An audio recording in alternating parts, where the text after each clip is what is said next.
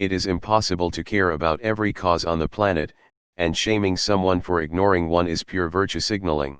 I remember a scientific study that was done a while back, which concluded that human beings can only really care about a certain number of people.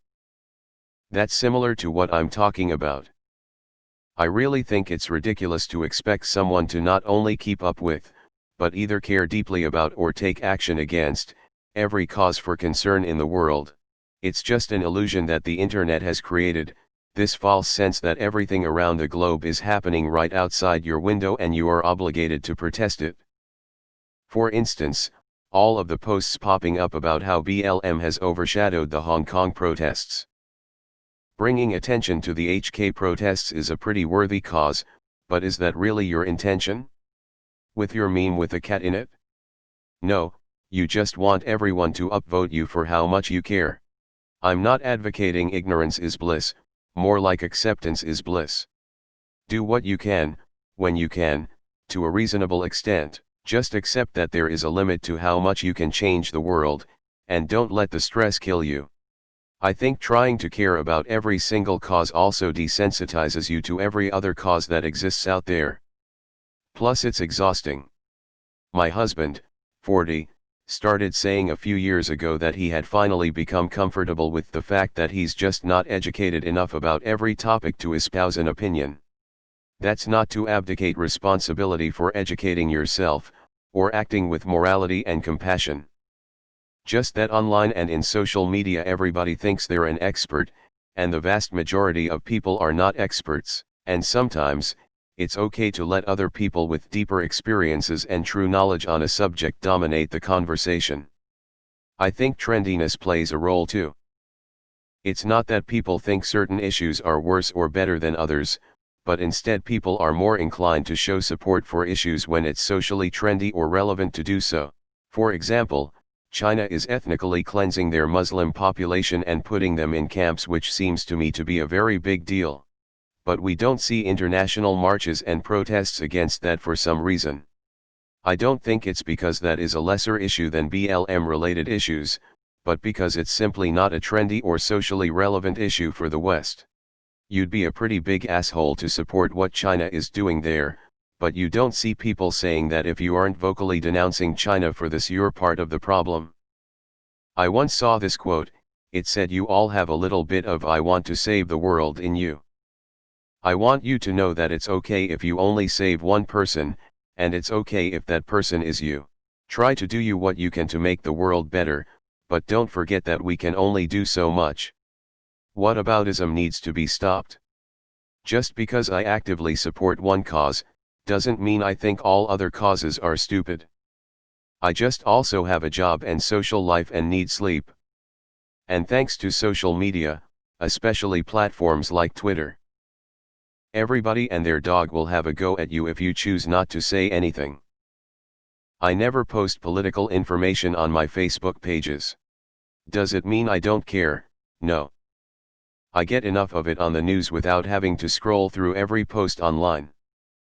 If I acted on every civic injustice I saw day to day, I would be homeless, protesting on a daily basis, and nobody would listen to me. Convincing every teenage suburban white girl to use a black profile picture is a sign of success.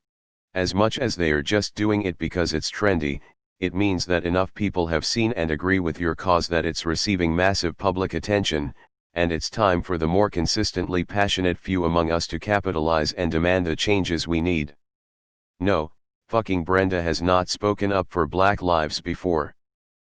She's also raising 2 kids and working nights cleaning the floors at Walmart.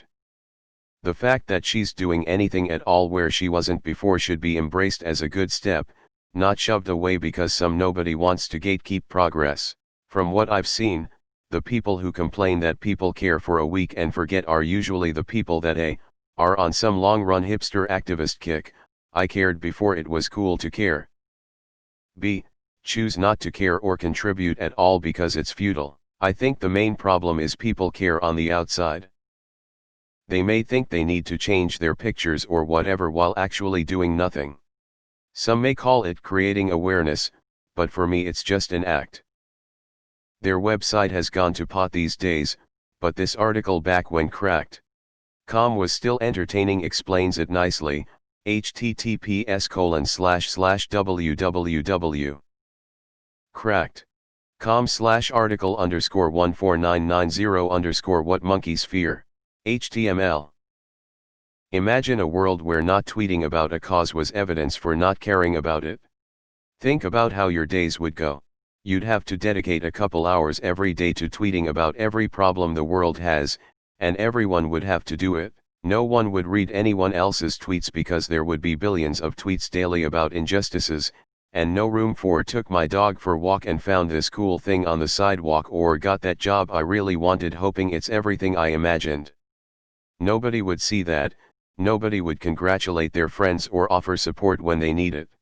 It would be obligation media, not social media. Who would sign up for that?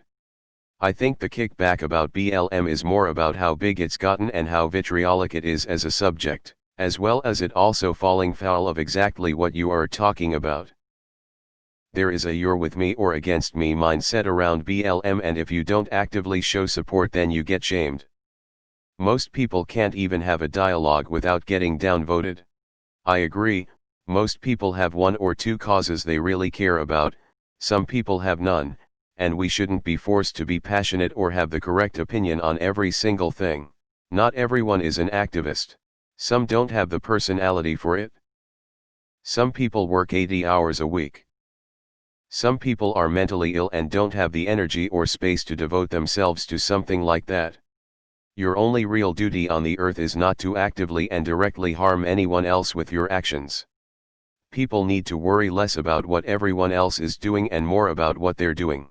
If you're in a space where you can help, great, but if you're not, it's not everyone else's job to police you. I had to yell at my friend about this a couple days ago.